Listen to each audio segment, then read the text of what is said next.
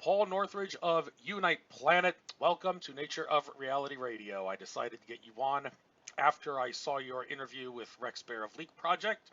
It was only about a half an hour interview, but there was certainly a lot of important things said in there, a lot of inspiring things that I'm sure will encourage people that watch that to want to unite the planet even better. And I certainly am doing a lot of things to try to unite this planet. Sometimes my plans work, sometimes they don't, but I'm sure that having you on this show will be one of those things that definitely works out for the better. Before I give you the chance to explain who you are and what Unite Planet is all about, just a quick disclaimer that I give to my listeners. And by the way, I've noticed that on the YouTube comments, everybody always seems to be listing like the minute mark where after I give this little disclaimer where the guests chime in.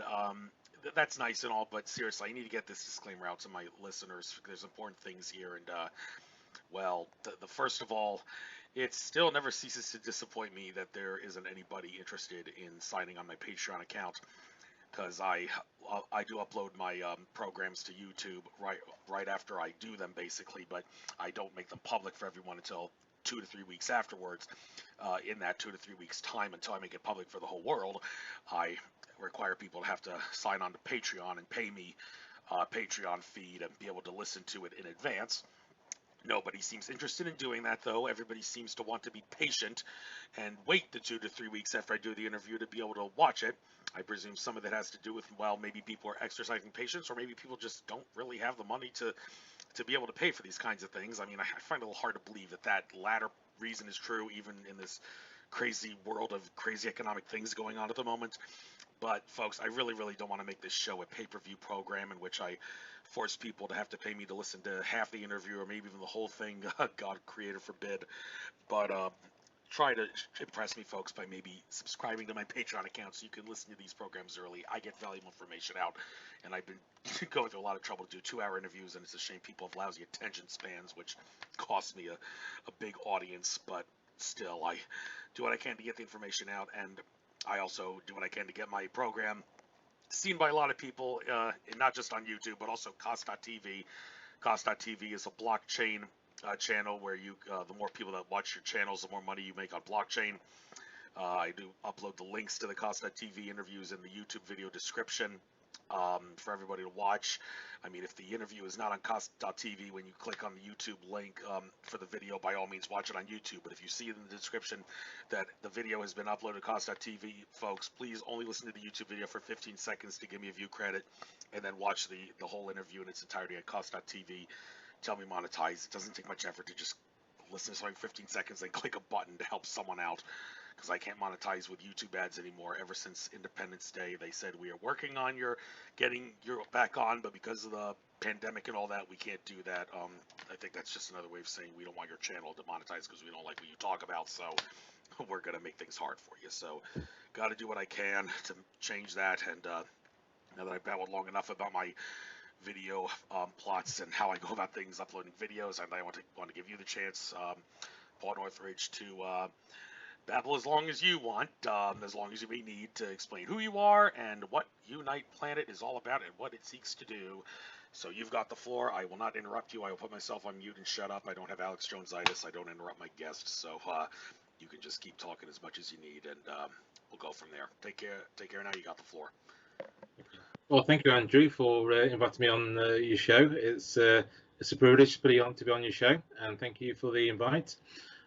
So about myself, I'm Paul Northridge. I'm in the UK, and the reason why I made Unite Planet in the first place is because basically I had a near-death experience when I was 14. So when I was born with spina bifida. Spina bifida is basically a hole in the spine, and so I was quite I was about to die quite young because of this hole in my spine. And so as I had that sewn up and back to normal again as it can be, I basically had operations from 0 to 16 maybe once a year, maybe twice a year. I had an operation every, once or twice a year. And anyway, one operation was when I was 14, and I was about to have the operation, about to have the anaesthetic, but the staff there gave me a muscle relaxant, and the muscle relaxant stopped my heart. It had an adverse a reaction to that. So my hands went bright red and swollen, and so my hands were about twice the size. So as I'm feeling very unwell in the theatre before the operation, I said to my surgeon, Mr. Newton, my surgeon, look at this, and he turned around to see me because I felt really, really bad. And he looked around at me, and I could see his reaction was like sheer panic. And anyway, so as I'm thinking like, what's happening, what's going on, then I was out. It was like the light switch was turned off. And as I'm then seeing the next things, is that I'm seeing myself floating above. So I could see myself as a body, and I could see my surgeon, nurses try to resuscitate me. And so as I'm down there, I'm not really panicking. I'm thinking, well, that's me, and that's my surgeon, that's my nurses trying to help me. But I didn't really see it as an issue. I just saw it as it's my vehicle. It's not, it's just my body to experience that life, and I didn't have any association with that body, if I'm honest with you. So as I'm having that experience, trying to get my bearings, because obviously I just basically died, and just trying to understand where I am, and then I'm seeing three beings coming towards me, and they're basically introducing themselves, saying, "Come away from there. You don't want to see that." I felt like I knew them, and they knew me. There was lots of love, lots of connection, and so basically, I said, "Yeah, okay, I'll go away from there and have a look at what's going to happen next." So off I went then to the next realm, and that's where I had a whole lot of things happening to me. I was basically shown around the realm. I was then shown like a life review. So in this life review, I could see past, present, and future. I saw myself when I was younger. When I was only 14 at the time, so I saw myself as an infant. I even saw beyond that. I even saw previous reincarnations, more like deaths. I saw like chain reaction of deaths, one after another, and one was quite a strong one that I remember very, very clearly. And then I could see present. I could see my parents in the kitchen. I could see their thoughts about what they wanted to do, looking forward to seeing me after the operation. I could see that the thoughts that, I hope Paul's okay, and we're going to give him some nice food when he comes out of the operation. They'll have some nice food for him. So I could see all that thought process going on, and then I could see into the future, but I didn't recognise it was my future until I'm getting older. I can see those things that I saw are now happening to me as we go. So I saw myself driving, and like I say, I'm disabled, and the 14-year-old lad, I thought I would never drive. Anyway, so I saw myself driving and being really amazed that I'm driving. And I saw myself going to Russia. I thought there was a lot of connection with Russia, and my wife is Russian. So that's basically a summary of my near-death experience. And I came back out. I was asked basically at that one point, do you want to go back to that body, or do you want to stay? And during that time, that's where I saw like a bright light. Everyone was on about seeing a bright light, and I saw that light, and I'm thinking, I want to go back to my parents, and I wanted to live my life again, still continue to live my life. So that was my choice, and I came back. And anyway, so as I'm getting older now, I'm in my 40s, and the reason why I made Unite Planet is because I saw during my near-death experience that we are all connected by one consciousness. So we're coming from the same source, and that is consciousness. And that's why I wanted basically to say, put our differences aside, the small arguments that we have, the earth is round, the earth is flat, those kind of things. It's just minimal and trivial arguments with each other, and basically to unite on the common ground that we are one consciousness having an experience, and we reincarnate, and we're just trying to live together. And the more that we unite and less fighting, is more chance that we can be happier as a civilization. So that's what Unite Planet is about. And what we do is on Unite Planet is a Facebook page, it's a YouTube channel, and so what we're doing basically is to interview people. We're sharing knowledge. We interview guests about UFOs, near-death experiences, what is consciousness, all sorts of different wonderful topics, not the average topics that most people would talk about. And we even go into like paranormal, because we're actually interlinked with a company called the Paranormal Peep Show. That's another channel that we're joined forces with, and they're great guys, and they interview guests about ghosts, about UFOs, crop circles, many things like that as well. So they're brilliant in what they do and connect well with people as well. That's why we like them. And so basically that's what Unite Planet is. So we're Facebook, we're YouTube, BitChute. The reason why we do BitChute is because YouTube seems to be censoring a lot of our content. So one of our videos with Mark Conlon, he is a researcher in 9/11, and he's investigating a lot of subjects in that field about 9/11, and that's the only one that we have actually lost completely. We lost that video. So that's on BitChute though. People can still watch it on BitChute. So it just seems like we're just being very difficult with YouTube at the moment on certain topics. So you've got to avoid 9/11. You've got to avoid certain topics like that. So that's where we are with Unite Planet. Thank you, and I would encourage you and everybody else to stick with YouTube and Facebook and all the other big social media things for as long as possible. Even though they are censoring everyone, it is still better to get into the matrix, to beat the matrix, by using those sites, and by all means to upload them to other channels as well as a backup. But until you get banned entirely, stick with them. That's my bit of advice. Just to clear up any confusion here, there is another organization called United Planet, which is on the website unitedplanet.org. That is not the same as your group. That's a completely different group, just to avoid the confusion there. And well, regarding how to unite the planet better, metaphysically speaking, it appears that there may be something going on within the next year and a half, 2 years, which is going to greatly allow for humanity to get along a little better. And this is what Indigo Child Matthias De Stefano said, and I've referenced this a bunch of times on my program since I've heard him say, because I think it's significant.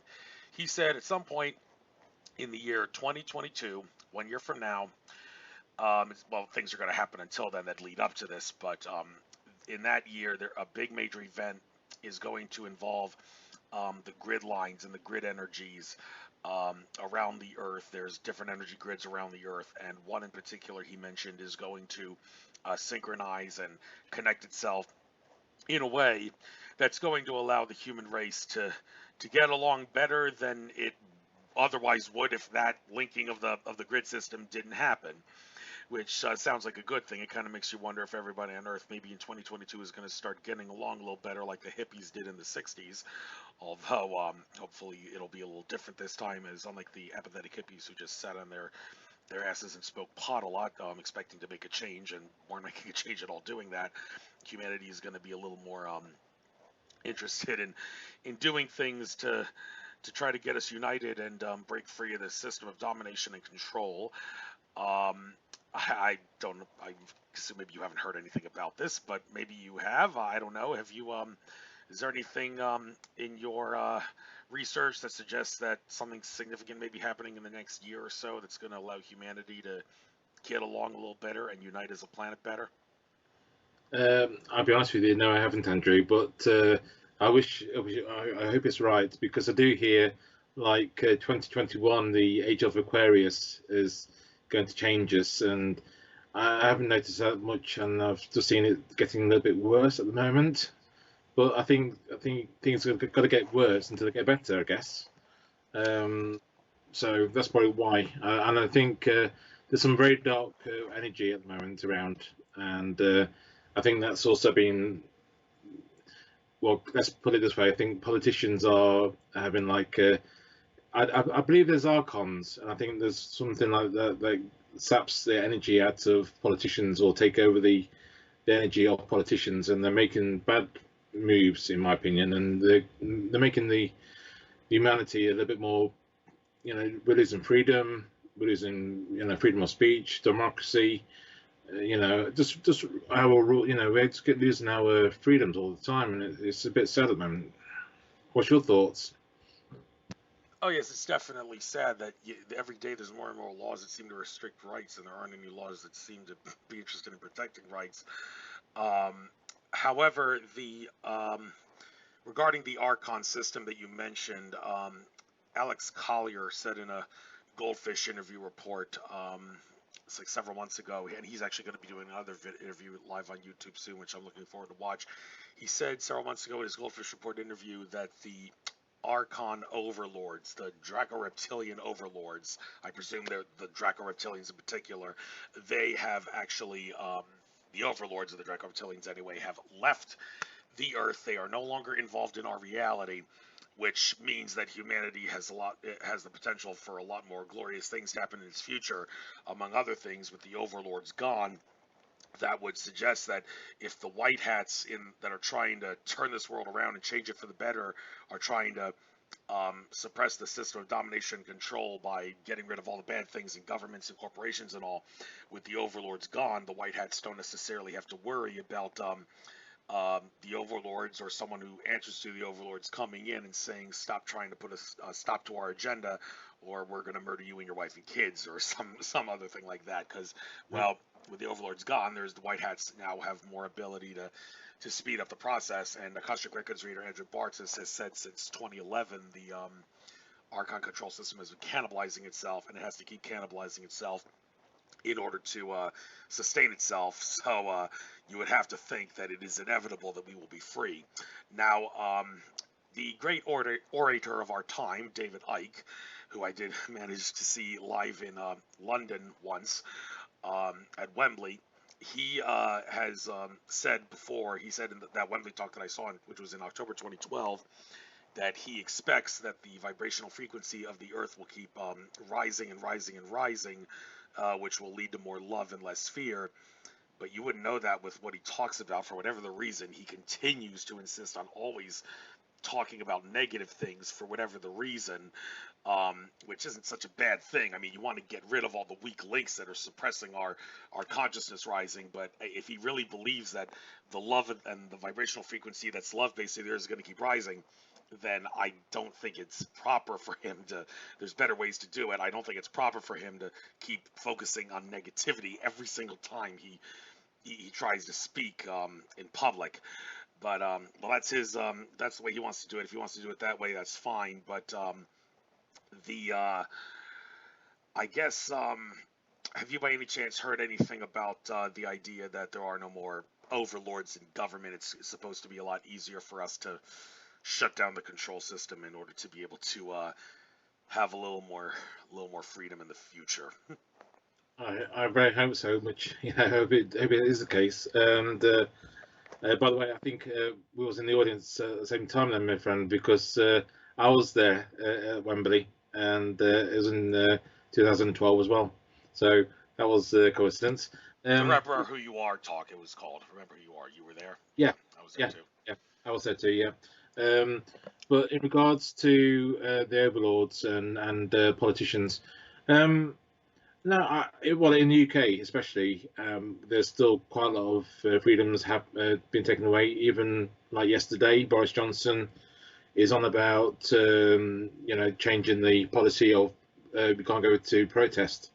So if there's like 3 or more people wanting to like say have their freedom of speech in London, for example, apparently that is classed as a mass gathering in the current system.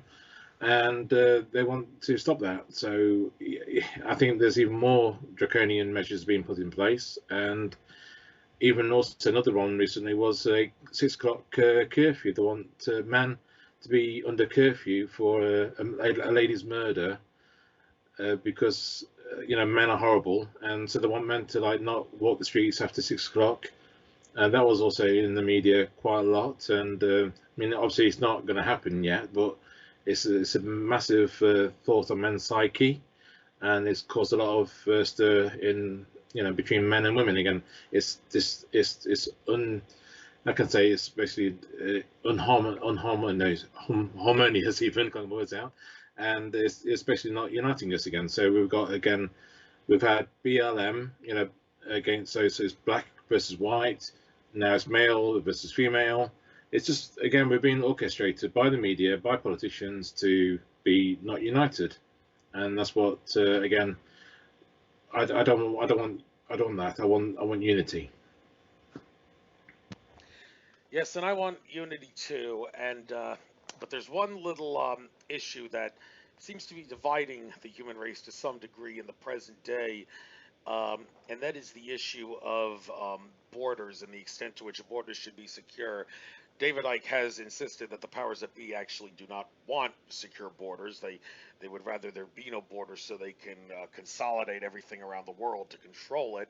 However, it's interesting that another group of people that don't seem to want borders are a lot of people in the spiritual but not religious community, metaphysical folks. I have seen a Yeah. bunch of times that, like, looking in the future, what are some of the things you expect to see for humanity, and they actually said put on their list no borders. But there's people that would say you guys are out of your minds. Open borders does not work in the real world in the present day. And ever since uh, JB, I'm just so I don't get censored here, became the president that he does not deserve to be. The word on the street is the border down American-Mexican border has gotten a lot more unsecure, and there's a lot more illegal immigrants crossing the border. Now, the true ultra-libertarians would assert that the right to liberty, right to travel, right to locomotion should allow people to walk across or travel across borders with any form of travel that they wish without any government permission or paperwork filing. But then on the flip side, the people of a nation, I mean, just like we have the right to secure our houses by putting walls around the house, we should, as a nation, have the right to secure our border if we want to, and even if it does clash with the immigrants' right to travel. Now, when it all comes down to this, I've tried to answer the question, okay, well, why doesn't open borders work in the real world? And it comes down to two things: different currencies and different languages. Now, notice the key word there is different. I mean, when you look at when America was founded in the shortly after the American Revolution, under the Articles of Confederation, all the states, they were more looked as nations in that day and not states. They all had different currencies, and it was a recipe for disaster. And the founding fathers realized that, and they decided, okay, we gotta solve this. We gotta unite everybody into a collective whole, so this doesn't become a problem anymore. So that's when the Constitution was created, and everybody was united under in the states were united under one national currency. And that, of course, is one thing. The other thing, like I said, is different languages. I mean, someone who doesn't understand a word of English coming into America, what are they going to be able to do? They may be able to get from point A to point B, but it's not going to be easy simply because they don't speak the language. If only we had the ability to speak the same language or telecommunicate with each other, so language wouldn't be an issue. And if only we had either no money at all, which would be really nice, or at worst, a global currency so that we don't have to use money, different currencies, as an issue to not cross to the border and allow open borders. So, how do you look at the border issue? And if you do want open borders in the future, however many years down the line it may be, how do you propose we change the way things are, so all the people that do want open borders now aren't going to oppose the shift to open borders in the future? Good question. Well, in regards to like borders, for me, I think it's like what you said, Andrew. I believe that yeah, I think if our house needs securing, then it is like you say, it is a way of closing the wall. So it's another metaphor for borders, I guess. Um, but in regards to people coming into another country and just in England, for example, we get people coming in and they want to come here because we've got a good benefits system. So if people decide not to work, they'll have benefits. They'll have a nice house from the government, and they can take advantage of those benefits. Um, that one to me is a little bit unfair. I mean, there's many people that are out there working hard, paying the taxes, and then other people are just taking that for granted, which is a bit, in my opinion, a bit unfair. So I don't like that philosophy. But if people came to another country legally and then decide to work and then help with the taxes, pay the bills, then that's fine for me. I can't see a problem with that. And also understanding each other's cultures. I think that's also important. I think sometimes certain people are coming to another country and then really just missing out the normal culture and try to use or put their culture onto UK, for example. So that's what I don't particularly like as well. I think you got to incorporate. If you go to someone else's country, you've got to understand their culture and try to integrate with that culture. Thank you. And just to shift gears for just a moment and digress for a moment, there's something about the UK I want to ask you about. If you haven't researched this, we'll change the subject. But I want to ask you, what is the current status regarding Brexit and also the move for Scotland to gain independence? Because the Scotland independence thing, I have a fond memory. You could actually hear me in the background when Ron Paul was giving a speech at in a conference in 2013, and he mentioned the Scotland independence thing, and you could actually hear me shout "voter fraud" in the background. And that video I think is still on YouTube. And Ron Paul was like, "Hey, I never like to get anything conspiratorial, but there were a few things about that Scotland independence vote that didn't seem right." Well, I had this guy named Ian who would obsessively post about the push for Scotland's independence on my Nature of Reality Radio Facebook group, to the point where it seemed like the only thing that you could actually see on that group was stuff for Scotland's independence. And well, he's free to post it, but it was kind of going overboard. But then I did speak to someone who was from Scotland when I went down to South America for an ayahuasca experience. I shared the room in the ayahuasca retreat with some guy from Scotland. He said he isn't really that supportive of Scotland gaining independence, like maybe he thinks that the UK, Scotland, England, Wales, and Northern Ireland, it's better for them to be united as a collective whole, just like what I said earlier about the founding fathers saying the states ought to be united in a collective whole rather than trying to treat the states as different nations. So what's the status of Brexit? And what has to be done in order to make it official entirely, if it isn't official yet? And Scotland's independence, is it a good thing or bad thing if Scotland were to gain independence? Gosh, that's going into political stuff, which I don't really follow that much. I'll be honest with you, Andrew. But my general knowledge of Brexit, from how I see it, that the country voted for Brexit, and I don't feel that the politicians wanted it, even though they had the referendum, because I think they felt the pressure. So they did the referendum, and the people voted, and the vote was to have Brexit. And then so the politicians then dragged their heels for a long time, and eventually they've said that yes, we'll now do Brexit. There's some agreements done, but I think really, from what I understand from other people who've been talking about it, that maybe it's a bit of a soft Brexit or something like that. And don't get me wrong, I'm not really financially involved, and I don't really follow it that much. But people are saying it's a bit. It wasn't the Brexit that people voted for, from what I understand. So that's Brexit. In regards to Scotland and borders and that kind of thing, I think it's Nicola Sturgeon, the Scottish leader, that Boris Johnson and Mr. Sturgeon, anyway, they have differences, and I can see that basically they're trying to outdo each other all the time. So if it's something to do with the current situation with this virus, they're trying to do lockdowns shorter or lockdowns longer. They're just trying to outdo each other one way or the other. So there's always that kind of a, they try to like compare themselves a lot with each other, and media likes to play that comparison a lot. But in regards to like uniting us as a as a nation, like with England and Wales and Scotland, yeah, I can't see a problem with that. I think that'll be a nice thing.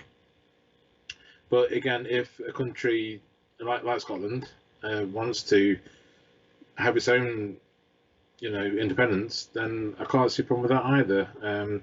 Yeah, we share the same amount of land, or we share the land. But again, it's like Mexico and America, I guess. It's similar kind of a thing.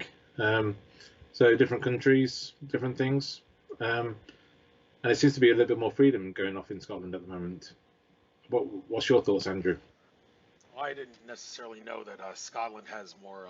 It seems to be more free than Maybe. other parts of the British Isles. You can certainly not deny that there are some states here in the states that are seem more free than others. California, New York, and Illinois are like really unfree compared to some other states like Florida, which don't seem to be enforcing their lockdown. The Florida governor allegedly told Joe Biden, "Fuck you," when, excuse my French, when Joe Biden called him on the phone and said, "Could you please lock your state down a little bit more? You're putting everybody at risk." And the governor's like, "Look, Mr. Joe, I don't take orders from you. I'm the governor. If I don't feel it's worth locking down, I'm not going to do it." And Biden said, "You will address me as Mr. President, sir, not Joe." And then the governor said, "Fuck you." I hung up the phone. That's the kind of governor we need. The kind of politicians we need who thumb their nose and give the F-bomb to corrupt politicians who don't deserve to be in office. Since I mentioned politicians who don't deserve to be in office, I'd like to switch gears and talk about the financial issue, because this is something that we can't stop talking about when we talk about uniting the planet. The word on the street in America, well, I don't know if this is a word on the street, but this is what Simon Parkes, the former British politician, said. I mean, you want to think he's crazy because he talks with man-to aliens? Hey, that's fine with me. But he's got great sources. I think he's worth talking to. You can still take him seriously, even though he talks with man-to aliens. He insisted that the reason yeah, I'm just going to call it Donald, is not in office for a second term is because he was planning in his second term to put America on the gold standard. And that just so happens to be the reason why he took down portraits of one of the George Bushes and Bill Clinton in the White House and replaced it with portraits of Teddy Roosevelt and William McKinley. William McKinley, for those that don't know your history, got America on the gold standard when he was elected president. Shortly after he was elected president in 1896, Gold Standard Act he signed into law in 1901. The bankers at that time definitely would not have supported that compared to his rival William Jennings Bryan, his opponent, who wanted like free silver, which is basically like unlimited coinage of silver without regulation, banker free for all. Just like nowadays, their gold and silver are not part of the currencies in any way because it's been severed since the Nixon shock of 1971. But the bankers now have because of that, they have more leeway to print money. They wanted to be able to coin silver like crazy back in those days, and maybe the reason William McKinley was assassinated was because he wanted to enact a strict gold standard, which would prevent the bankers from having a free-for-all and controlling everyone. And well, since I mentioned the gold standard and the Nixon shock, Mike Maloney did a fascinating presentation I encourage people to watch. I think it's still on YouTube, called "How the World Has Changed Since 1971." And not just America, but a lot of the world, when Nixon took America off the gold standard entirely and got rid of the dollar's convertibility to gold. That didn't just affect America, but the whole world, because the dollar was the global reserve currency then and still is now. And anyone who watches Maloney's presentation would know that getting us off the gold standard with the Nixon shock, it's something that can be described in one word: stupid. Nothing good has come out of that. It's made the rich richer, the poor poorer, destroyed the middle class more, and things are only going to get worse the longer it's it's enacted. And that's not me talking. That's Mike Maloney and the graphs and the math and all the stats that he showed in that fascinating presentation that show that. So Um, this is pretty. If this is true, that that Donald is not in office now because he wanted to put us on the gold standard, and give the bankers um, uh, a nice put a sock in the banker's mouth and all that, and make them shut up and not bother us anymore and harass us and tyrannize us. Well, that didn't happen. So as far as Unite Planet is concerned, do you financially want to maybe see a switch, hopefully, to some sort of a standard of gold and silver, and then we'll go from there. Yeah. I think it's a good idea. I think let's to revert back to how it was, from days long ago where bartering was quite a good currency as well. For example, my wife, she's a violinist, and so you would barter with pupils, mothers, to like have haircuts or things like that. So so it's a trade of skills, and I do like that kind of currency. But in regards to money, yeah, I would like to see money go, but then there's going to be some very, very rich people would like to then kill, like politicians, if like JFK, for example, he wanted to change the system to the greenbacks, I think it was, and I think that's the reason probably why he got assassinated as well. Actually, I think that's Abraham Lincoln. You're thinking of the greenbacks. Was it? JFK, there was a whole slew of things that JFK did that got him assassinated, but JFK did want to put some sort of a silver-backed um, Ah, currency in that I know. But yeah, Abe Lincoln was the greenback, and that was the ah, reason he was killed. And James Garfield, another American president, the bankers, there is evidence that they killed him too. William McKinley, there doesn't seem to be a whole lot of evidence that the guy who killed him, Leon Czolgosz, was a patsy, but it's kind of inconceivable to think that he wasn't a mind control patsy because the bankers would have had every reason to want to assassinate McKinley because they would have preferred unlimited, unregulated silver, free silver coinage that instead of the gold standard that McKinley wanted.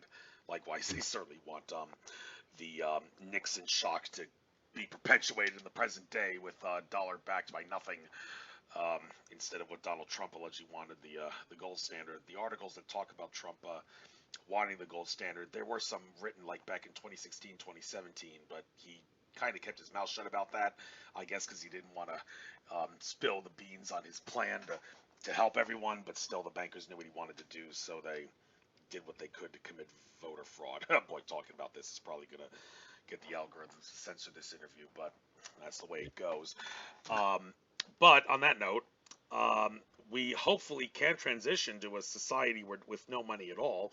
The people that are enslaving us with money are the same entities that are holding back the technology that would allow for everybody to get everything they need and then some.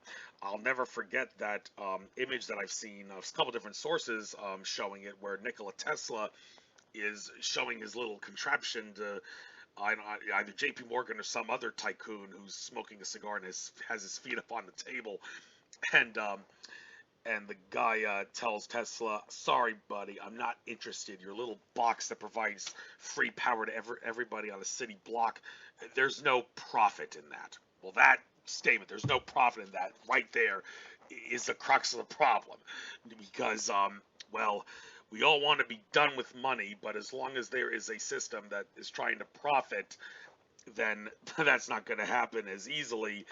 But if just to make people remain optimistic, I will say that at a couple of conferences, the folks who channel higher entities have said that entities have told them that maybe there's going to be a 10 to 15 year period where humanity transitions to no money at all. Although I don't see how that 10 to 15 year period can actually get started if the fractional reserve banking system that we have is still in effect. I would assume that this whole Nasara Jasara Harvey thing, which is a whole can of worms that drives me crazy and a lot of other people, if there is truth to that, and if it does actually happen where there is a switch to a gold-backed currency, I would have to think that would be the starting point to the 10 to 15 year period where humanity can release all the technologies that will provide for everybody and allow us to break free from money entirely. So, well, that's the word on the street. Rumor has it, kind of thing. What do you see in regards to when and how Nasara Jasara, if it's for real, could it be enacted? And do you expect it to take 10 to 15 years, or maybe even longer, for humanity to transition to no money at all?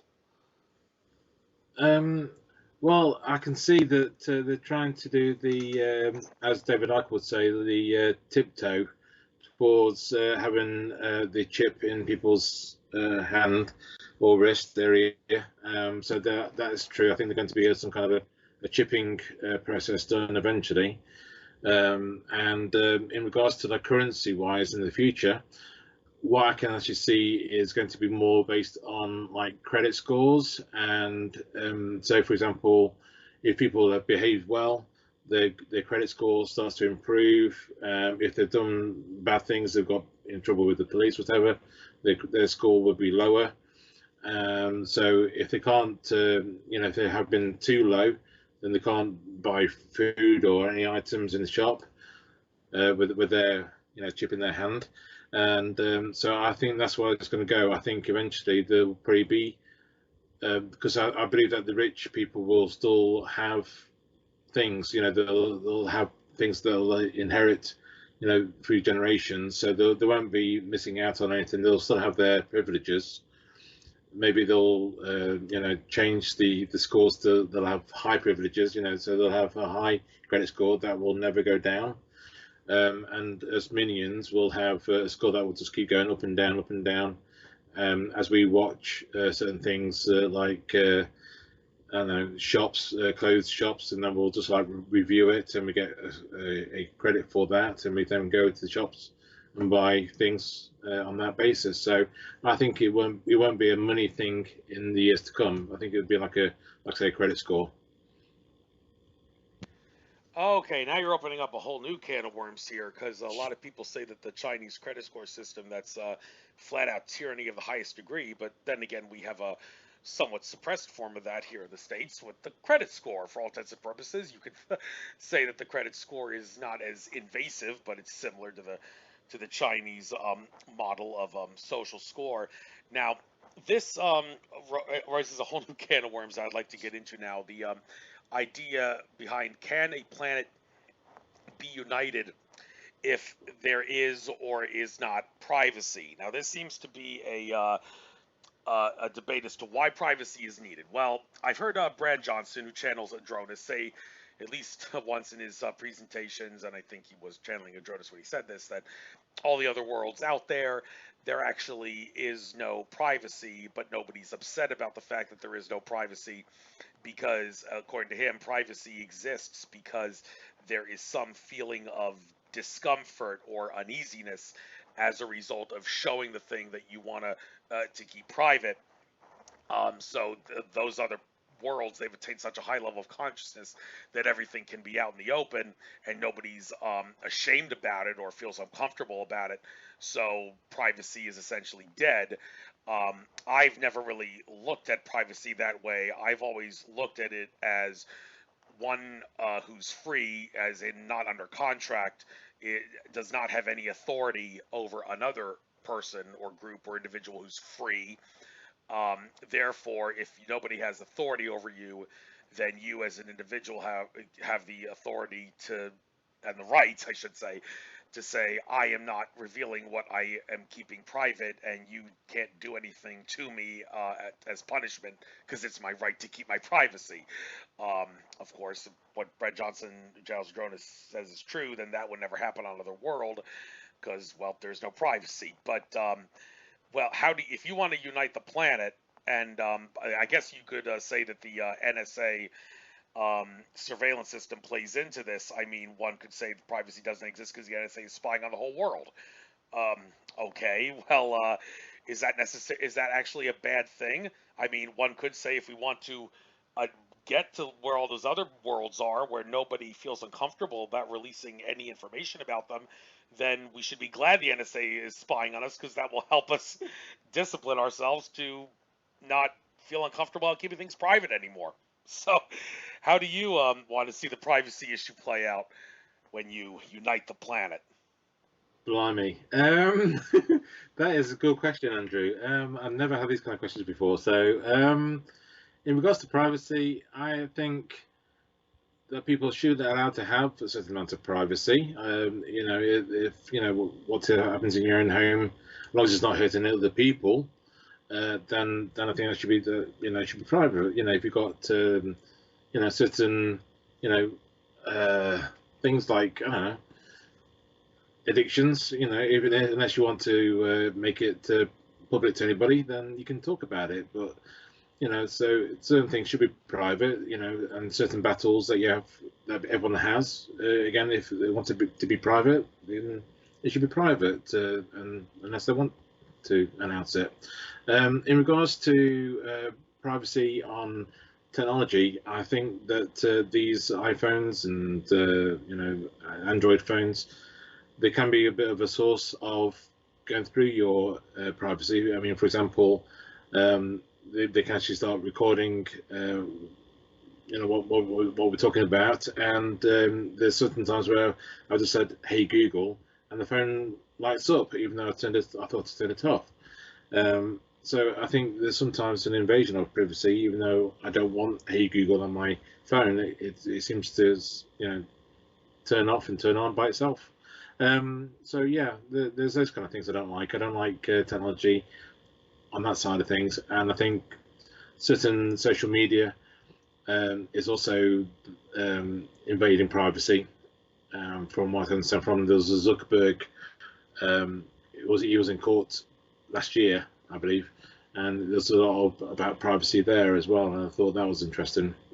What's your thoughts about it, Andrew?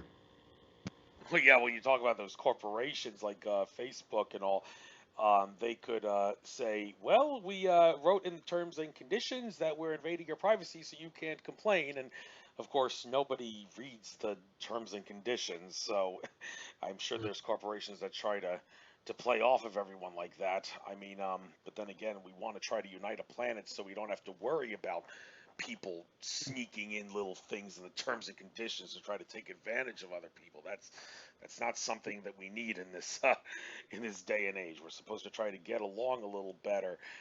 Yeah. And yeah, I know all about how you guys in the UK have cameras everywhere, and the 7/7 bombing so obviously a staged event. It's ridiculous. I mean, what are the probability that that guy who's a agent of British intelligence would have been doing that at the same time as an attack and the drill? Alex Jones said the probability of that happening was something like one with 57 zeros after it.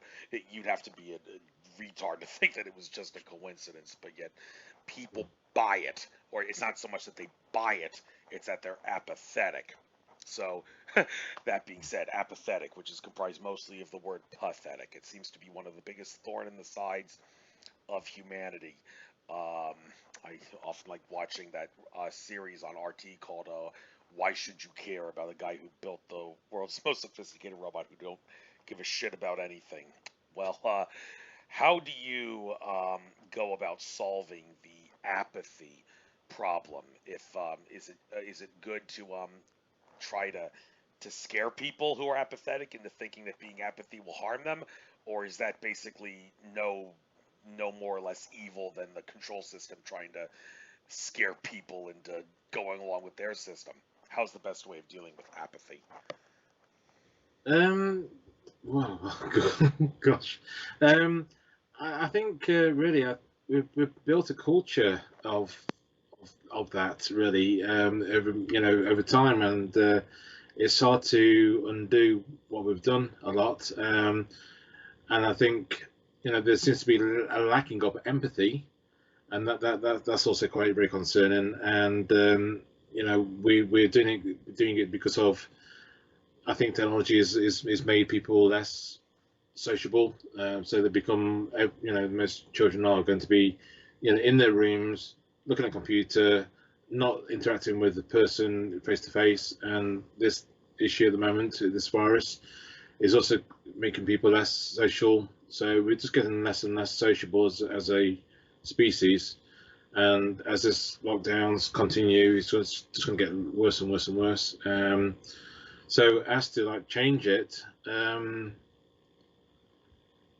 really don't know. I think it's going to take a long, long time, and I think what you mentioned about ayahuasca. I think that is a game changer. I think that will change a lot of people. I think people should have experiences of that to change their lives. I mean, my experience of my near-death experience is probably like an ayahuasca experience.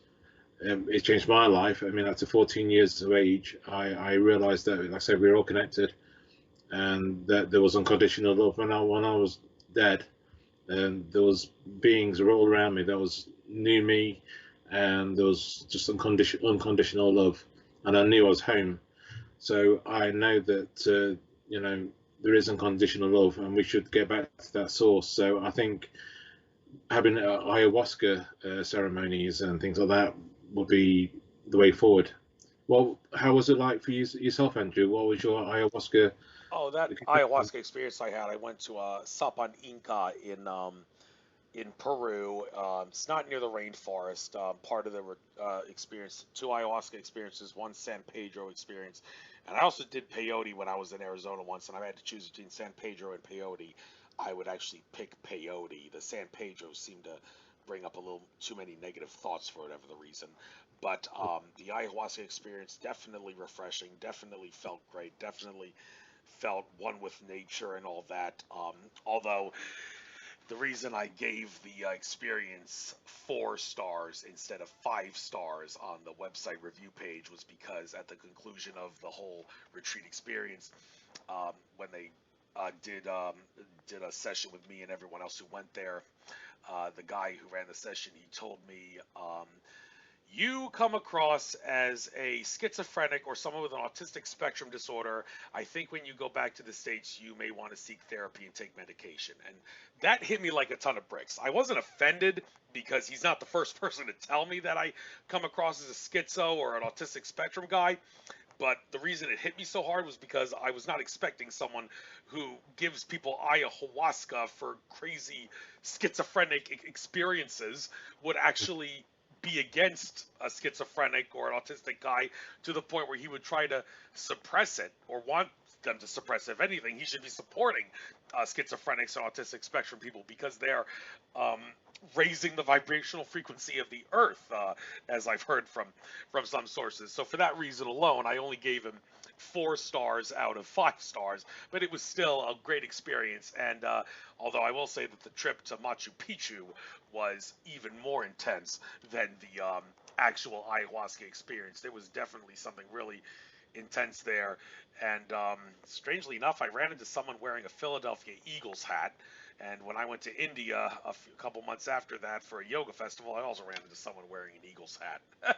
You'd never expect to see if someone in India and Machu Picchu wearing Philadelphia Eagles hats, but I did, and it kind of led me to think, okay, somehow the universe has its way of connecting us in the most strange of ways. But that's Mhm. how I give my experience, and I would recommend ayahuasca to a lot of people. It's definitely something that'll the benefits certainly outweigh any cons, if there are any cons.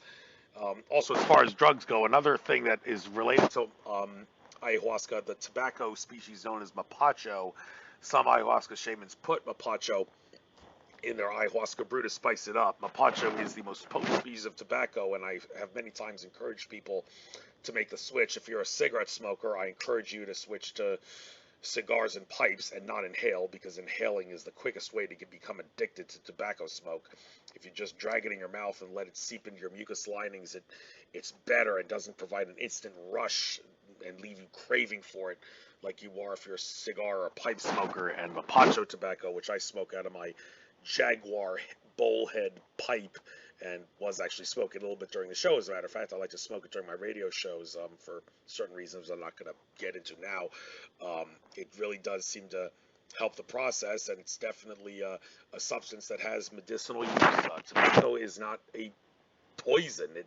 Well, some are, but the commercial cigarettes are. But mapacho, fresh organic mapacho out of the rainforest, that's definitely a tobacco species I encourage all smokers to maybe switch to and see how it goes. So I've babbled long enough about that. I did want to ask you about this debate that humanity has had since, well, for the dawn of civilization, but the idea of the individual versus society.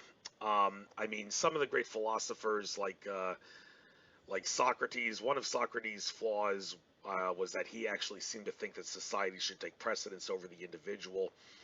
And some Renaissance and Enlightenment people, like Thomas Hobbes, is a prominent figure with this. He wrote about how there is a state of nature he claims is so out of whack that people need to form a government to decide what rights it should be forced to give up in order to maintain a stable society. But of course, people like John Locke, the founding fathers, would say that completely goes against common sense, that completely violates natural law. No free entity is supposed to have authority over another free entity, and the collective authority of a group cannot exceed the individual authority of any member of that group. And so just because a government decides to criminalize something like marijuana or anything just because somebody doesn't like it, well, that does not mean that the law, or the public policy, I should say, applies to everybody who's under the auspices of that government, because, as common sense and natural law says, the collective authority of a group cannot exceed the individual authority of any member of that group. But then you got the statists and the people like Thomas Hobbes who say we need to ask the government to force us to give up our rights, or else society is going to fall apart. Now, people that believe that society is going to fall apart if we don't give up our rights, that's one of my pet peeves. Everybody's got a pet peeve like that, I'm sure. In the liberty movement, those people drive you crazy. But as someone who wants to unite the planet, can you maybe help make sense of why it is that there are people who insist that society should take priority over the individual, and governments should be allowed to decide what kind of rights people have and couldn't have? What's your take on that? Yeah, good question. For me, I don't enjoy the political side of things, and that's why I kind of like when you asked me about political stuff earlier, I try to like avoid it. I don't like it because, yes, I agree with you. It's we vote them in, and then they're deciding what we can and cannot do. I think that's not right in my opinion. I think we should have referendums for everything. So, for example, this is the system at the moment with the coronavirus. I think we should have lots of talk about that as a species, as a human race. We should decide what we can do together, because the politicians seem to be, again, as always, looking after their own side of things, their own pockets. And yeah, so there's lots of things that the politicians should be able to do, because we vote them in, of course, but trivial things. Let them vote. We'll vote them in for trivial things, but major issues, like what we can and cannot take for our own body, like you said about marijuana. I think people, again, should be able to choose to have marijuana or not, especially for medicinal purposes. I've got spina bifida, and I'll be honest with you, I've tried it in Amsterdam, and my body was amazing for 5 days, and the pain level actually went from like a high level to 0. So for that purpose, I thought actually that should be more of a legalized substance. And then there's things like alcohol and tobacco. These are allowed in the UK. Well, alcohol is a terrible thing for violence, and it's also, people, can die from alcohol, liver issues and drunk driving. Same with tobacco, people die from cancer, and so it's not necessarily healthy. So again, who decides that? And again, we should not be allowing our politicians to do that, in my opinion. So yeah, that's where I go. Right, because government is supposed to, its one and only purpose is to exert by any force to protect the rights and property of everyone under the auspices of that government. If those people cannot protect the rights and property for themselves because they're outmatched or outnumbered in some way, then that's when it's okay to ask the government to form a collection of force to protect them and come to their rescue. But that does not in any way allow for the government to say, just because X amount of people decided to criminalize this because they don't like it, we're going to pass a law that makes it illegal, that you can't do it. Well, that's not law. That's what is considered to be public policy, and this all gets into the whole sovereign citizen movement. It's funny how, just like how the CIA many years ago used like demonized the phrase conspiracy theorist as a way of demonizing anybody who challenged the status quo. It seems like nowadays, more popular than that, the term sovereign citizen has been a term that's been used to demonize anyone who tries to challenge the status quo. Although the sovereign citizens, they generally have it accurate in terms of what government is allowed and not allowed to do. And well, unfortunately, the control system still has some power, and they're doing things to us by force, and that's where the problem lies. And some people, unfortunately, are too cowardly to try to fight for their rights and resist the system. But that should actually be changing in the future, and maybe this will be one of the last things we talk about in this interview. What's the future of humanity holds in the near future? There seems to be well, first of all, let me turn back the clock for just a minute. I heard some sources say that when this pandemic started, the one that we're in now, back in March and April 2020, some people said that the whole thing locking down everybody, that was not actually done by the bad guys. It was actually done by the good guys and the white hats, because the good guys and the white hats wanted to lock down the whole world so they could take out as much of the system of domination and control as possible. And the word on the street is child trafficking now is allegedly non-existent, which is certainly a good thing. That's certainly instilling a lot of fear to have children and people be trafficked like that. But I mean, if it is the case that a lockdown is being done by the good guys in order to make it possible for them to take out all the bad guys and or eliminate as much of the system as they possibly can to clear out the bad things for the good, then would it make sense for us to maybe support the lockdowns, but yet at the same time we support them, but we play dumb and act like we don't know what's really going on? Yeah, I mean, in regards to, I mean, if there is good things happening because of the lockdown, like you say, with the child trafficking, then I think that's great if that's the case, and I hope it is zero cases of that, because that's so important. But in the sense of lockdowns are causing other issues, that concerns me. Like we said about children are getting more antisociable through this, and they're also learning, the schooling is no longer happening in the sense of they can't play on the playgrounds anymore. They've got to be distancing from each other. So they're learning, and they're basically suffering. In my opinion, that's also quite bad for their psychological future. And also, I think there's also quite a lot of issues with people's mental health. I think there's going to be a higher amount of suicide rates from last year to this year. That also concerns me. Yeah, and people also being in financial hardships. That's also concerning. People have lost their work, loss of furlough, but also loss of less money because of furlough. That is also very concerning. So yeah, I guess there's going to be pros and cons of that. Yeah. So what's your thoughts now? I said that, Andrew. Well, it's kind of hard to say. I mean, the idea of the government forcing us to be locked down, that's one thing the government cannot do. We, the people, are supposed to be able to decide, okay, if I don't want to do that, then I have the right to go out and disobey the government's order, which is not a law. It's nothing more than a recommendation. But if there is truth to the idea that when a lockdown is happening, then the white hats are taking out the bad guys, then I'm certainly for the lockdown happening. There were some instances where I think in like Pakistan and Italy in the not too distant past where there was a big blackout that happened, And everyone was wondering what's going on here. Well, some people have said that blackout was caused by the good guys as a way to shut down everything so they could take out all the bad guys, um, and not make it visibly seen or have anybody interfere with it. In which case, like I said, having a lockdown or a power outage is ultimately going to be a good thing in the long run, and we should be glad that we had it so the good guys could take down the bad guys.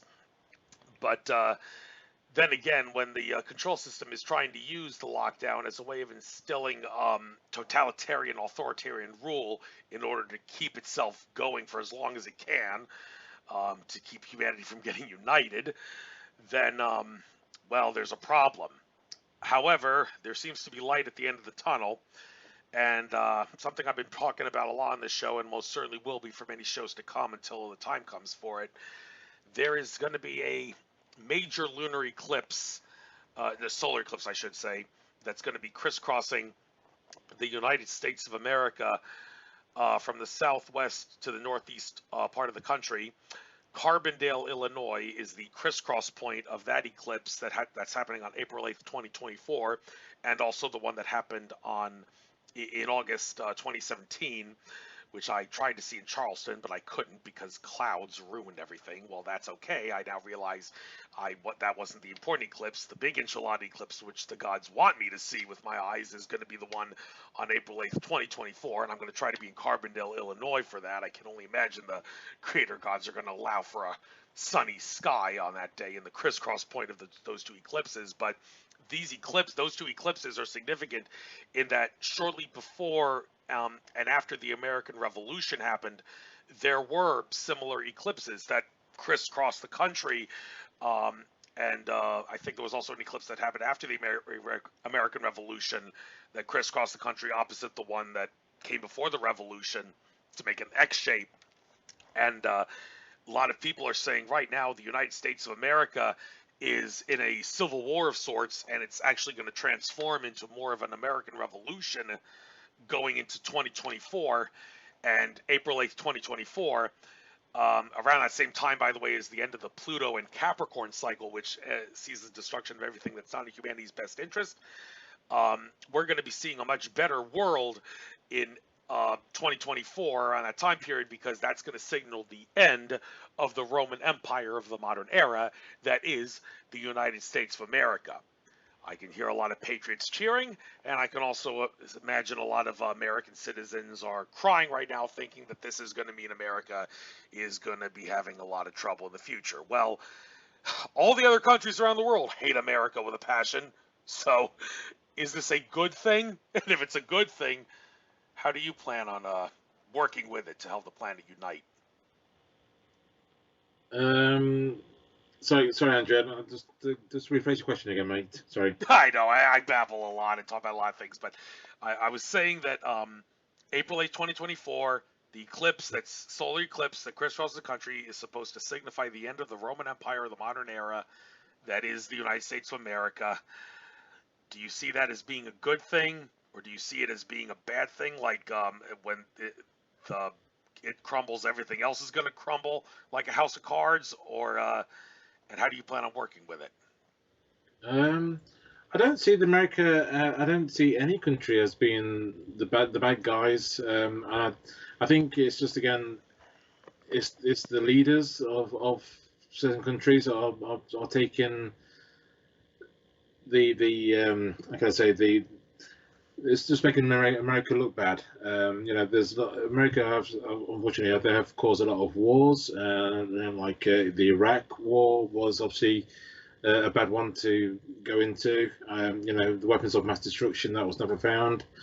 And obviously Saddam Hussein, yes, he wasn't a nice guy, but to do all that for no reason, I thought that was really incorrect. But in regards to uniting all the planets together, I think it would be nice one day to have maybe, like you said, one currency, one language where we can all communicate with each other. Yes, have some kind of passport control to get into each other's countries, which is just to recognise who's going where to where.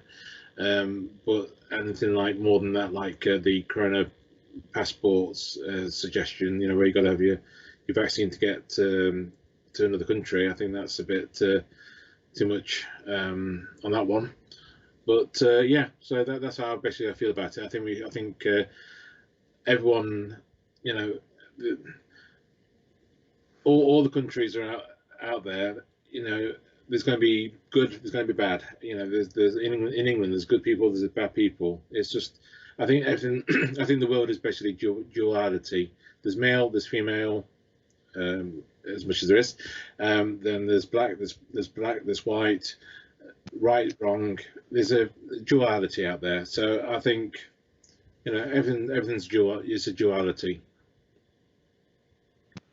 Well, it's funny you mention that because I've heard some people like Lily Earthling Kostelova say that you want to try to not use the yin yang and the Merkaba because they are duality, and duality consciousness is not good. You want to try to unity consciousness is the way to go. The problem with Lily Earthling, she's become so unity consciousness obsessed. She's become so polarized that she attacks everybody all the time. So that's when problems occasionally arise with those kinds of things. Now, another thing about uniting the planet and getting everyone together, there was a PBS documentary I remember seeing years ago where some guy who was living in extreme poverty approached a white man who was from a country that was generally wealthy, and he asked him, "Why do you white people have so much cargo and us folks have to suffer and don't have as much cargo and stuff as you guys do? Why are we so impoverished?" And the guy was so taken aback by the guy asking that. He dedicated a mission to traveling the world to find out what the answer to that question. And well, he said a lot of it probably has to do with the geography of where the people are relative to the geography and the resources of the nearby neighbors and all that. He did not, however, say anything about how there is a control system on planet Earth of bankers and corporate leaders who are trying to suppress the middle class and make the 1% impoverish the 99%. But that is the ultimate thing. But geography does play a big factor in this, and it really is hard for someone like I, who was kind of born with not a silver spoon in his mouth, but a copper spoon in his mouth, I should say, with parents who made well over $50,000 a year and were always able to provide for everybody, never had to worry about not having food on the table or a roof over our head or anything like that. It really disturbs me to see all these starving children in Africa having to go through all this, all these problems and all that. And I keep saying things like, wouldn't it be nice if we could just find a way to desalinate the ocean so everybody could have water to drink? I mean, Israel, I hear, has tried to do something to that extent about desalinating the ocean, provide fresh water for everybody. But is there? Do you know anything about that? By the way, what's the reason why there's such a big hindrance to our ability to like provide water for everybody using seawater and some sort of a system to desalinate it so it can be drunk by everybody? Yeah, I've not heard about that one, Andrew. But in the sense of yeah, why is there hunger out there, and why can't there's food enough for everyone, and yet there is obviously a big imbalance. There's very rich people, like you said, 1%, and then there's 99%, just trying to make do. National minimum wage in England is quite minimal. There's a lot of people on the breadline or just under the breadline. Especially even now, there's people trying to go to food banks because of the issue at the moment.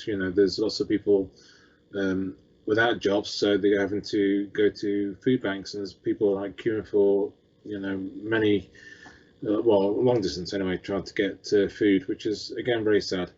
And in regards to what I've seen in history, is that there's very rich people, celebrities, for example, multimillionaires, coming on our screens on adverts or in charities, saying to us people who are, let's say, not earning a great deal of money, who are telling us to give generously, give what we can to help starving people. I think that's a bit of irony going on there, in my opinion. I find it quite weird that rich people are asking us to give. Yes, they're giving their time. Yes, they're promoting, but really, I think again there's an imbalance. Yes, and I have said many times on this show, and I'm going to say it again. Maybe someday this will be a quote that's attributed to me. Capitalism always works better than socialism on planet Earth because planet Earth is a planet where money exists. If money did not exist and there was no suppression of technology that could provide for everyone, then I think the best system for everyone would be a socialist system where money doesn't exist and everybody gets what they need and then some. Well, apparently that's the way all the other worlds are doing out in the cosmos. Alex Collier has said that Earth is the only civilization that he knows of in the Milky Way that uses money, which kind of makes you wonder and think, why can't we jump on the damn bandwagon and get with all the other ETs out there who have finally gotten on the proper economic program? Well, one other problem with that, though, is there's humanity as a collective whole. There are, Corey Good has said this a few times, there are ET races who think that we have to release the technology slowly and calmly and gradually because people can't handle the truth. And I do a face palm every time I hear that because I've been exposing this stuff that people can't handle forever, and it drives me crazy to hear that people believe that's an excuse that needs to be used to not release the technology. But not only that, there's another issue that I can't help but wonder if ETs worry about. Do they ever worry that releasing all this technology and providing for everybody is going to cause humanity to become apathetic couch potatoes who think that they can just sit on their fat ass and smoke pot and eat potato chips all day long and not do anything for the good of humanity? Does that ever worry you? I think I should ask you. So I'm going to ask you now. Do you ever worry that if you unite the planet in a way that's going to allow for everybody to get everything they need and not have to worry about bad things happening to them and all, don't you worry that people are going to become apathetic couch potatoes and do nothing and not want to be part of the good of the world? Yeah, good point. Yeah, well, I mean, in the sense of having um, society that would be, I can see. Okay, if I go back a little bit to how society used to be, it used to be, we used to make our own decisions on, and everyone had their own trades. So someone could do joinery, someone could do making clothes, someone can make houses, or so everyone had a skill, and I think that would be the way forward for me. I could see that we revert back a little bit to like we said before, get rid of money and go back towards like trading skills to live together. Because there was a time before money, of course, and we did quite well. But obviously, then the bankers thought, actually, this is too good. We can make money out of this. People need to be on mortgages. People need to, have a job. So it's just basically the wrong way around. So I would like to go back a few centuries before, obviously, money started to come into play. That's the way I would be. So yeah, in regards to activity, people won't be lazy. They'll be, having their own trades, their own skills to barter with. So they won't be lazy. But obviously there will be a mixture. There will be a balance of still able to enjoy life. I think again at the moment we're having Monday to Friday full-time hour jobs for quite minimum pay, really. And then you get the evenings where you're just too tired to do anything about anything and enjoy life, really. And then get your weekends, which are just gone in an instant. And it just feels like Groundhog Day sometimes. So I would really like to balance it out a little bit more. So have 50-50 work and play. That will be more, again, the yin yang of the work ethics and enjoying life. I think there's got to be memories being made and connect. That's the reason why Planet is also about. It's about making memories, connecting with each other, and love. That's what it's all about, really. Yes, love is what it's all about. Infinite love is the only truth. And David Icke has said that many times. Another thing David Icke has said that I think is worth discussing before we close this interview will be what is in store for humanity before the end of the decade. He has said 2030 he expects to be a singularity of sorts year, where humans and machines will essentially be compatible with each other. He says he expects that to be by 2030. It's interesting how in the Terminator movies, the 2029 was the year that the Terminator went back in time to 1984 to kill Sarah Connor. Of course, those that was a negative timeline where the machines had taken over. I like to think the positive timeline that we are on now is going to lead to a positive timeline in 2030 where we can get along with the machines better.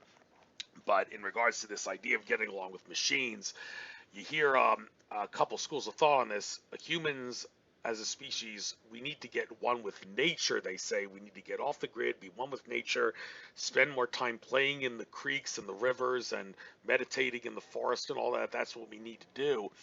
But they also say as part of that, you should shut down your technology and your computers and all that. There's Alex Jones has made a few articles, I remember, about how so many kids in the UK, and I'm sure you can attest to this, are spending a lot of time on their computers and TV and not spending time outdoors, which is they should be spending more time outdoors. The fact that they're playing fun educational things isn't really good for you.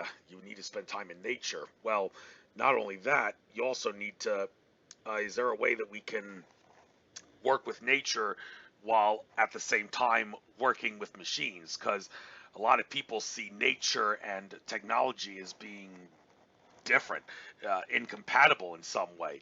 While there are some people that could certainly live in a society where there is no technology because they're so in tune with nature, there are other people who can't imagine living without a microchip to be able to do computer work and all that. I don't mean microchip in the evil sense. I mean like to do technology and all. So the question I guess I'm trying to ask is, how can humanity and nature and machines and droids and technology live in harmony in the way that the Star Wars droids lived in harmony with the people from that galaxy and with nature, like you see on the planet Endor with the Ewoks and the droids and the humans. If that's what we can do, we need to be able to do that, where humans and machines and nature can work with one and not be seen as incompatible with each other. How do we do that?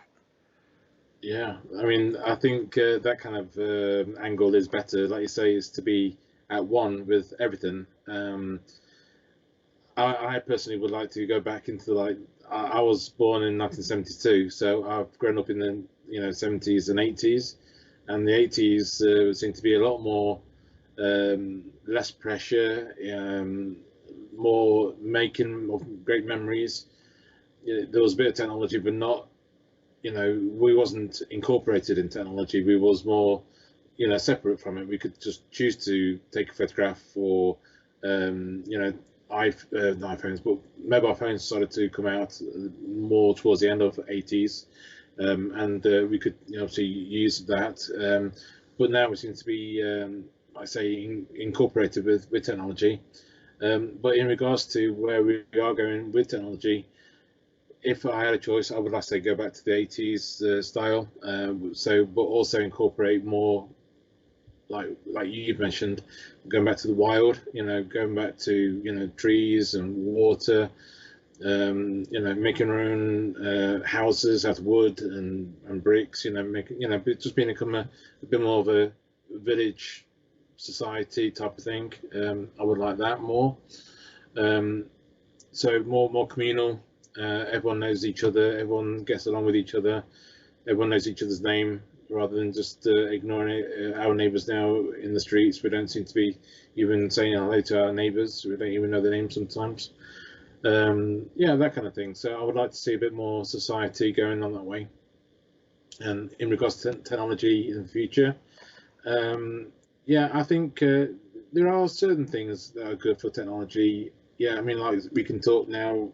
I'm in the UK, and yet we can still talk online, which is, again, it brings us closer together. It makes the the huge world closer, smaller. But on certain ways, it can be quite bad, in terms of people losing their jobs because of technology. Robots will take over certain jobs, and I think that's also quite bad. So that is also very, very concerning. So, how can we address that balance? Can we give those people that was going to do, making cars, for example, and lose their jobs to do something else? As long as they can still give them a skill and another role, then I can understand that. That's okay. But as regards to I don't want to see a Terminator in the future. That is concerning me. Right, and we don't really know what's going to happen. The future is always in motion, so that's what Yoda said. Difficult to see, always in motion. The future is so. But hopefully, we can all shut down the Emperor Palpatines of the world and eventually become more free and not become apathetic couch potatoes who think that just because we can get everything that we need, we don't have to work hard anymore. Nah, that's not the way to go. As the laws of consciousness show, you reap what you sow. As a creature on this earth, everybody is supposed to have an obligation to do everything that they can to make this world a better place. And with that being said, I guess, well, for the sake of people that have lousy attention spans, maybe it's good to cut this interview off at this point. Gone for about an hour and a half now. I'll give you the chance now to get out anything you like, your contact info, where people can reach you, when you expect the website to be ready and all that, and anything else you want to get out. Oh, thanks, Andrew. Okay, so the website is almost done. And I'll have to give a big shout out to my friend Cliff for doing that for me. So Cliff's almost got the website on, so it should be all the W's .uniteplanet.com, and also we've also bought the .net version of that and .co.uk version, so you can find Unite Planet on a few different variations. So uniteplanet.com, uniteplanet.co.uk, and .net. So there's those. We have a YouTube channel, so you can find us with Unite Planet. We've got lots of interviews on there. We've interviewed people like Anthony Peake, Andrew Johnson, Mark Conlon, Penny Satori. So many great guests that we've had on the show. We've got many more to do. So we're not done yet. So we've got many to go. We're on Facebook. We're on BitChute, so you can find us there. Also, I would like to give one quick shout out as well to my book. I've got a book out if people wanted to read it. It explains my near-death experience a little bit more, and also what it's like growing up with spina bifida in the 1980s and up to my 40s years of age. It's called Walk of Life, Feet on the Ground. You can buy it on Amazon. You can buy it as Kindle. So if you want to read that, it's got lots of good reviews about it already. It's funny. It's also quite serious. It's basically life. So it's the good, the bad, and the ugly of what it's like with spina bifida and having a near-death experience as well. Because it's not, it is amazing. I wouldn't recommend everyone to have a near-death experience because it's obviously it can be quite serious, especially when you see your future. Yeah, so that's basically what I'd like to share with yourselves. Thank you. You're very, very welcome. I will upload this video to YouTube hopefully by midnight tomorrow at the absolute latest.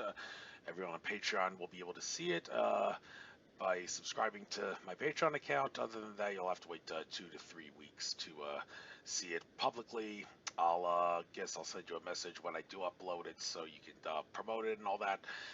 Best of luck to you. Good luck uniting the planet. Pleasure talking to you. And, well, namaste. Take care. Enjoy the rest of your trek throughout infinite consciousness. Oh, thank you, Andrew. Thanks again for having me on the show. I really appreciate it. You're welcome. Bye-bye. Bye-bye.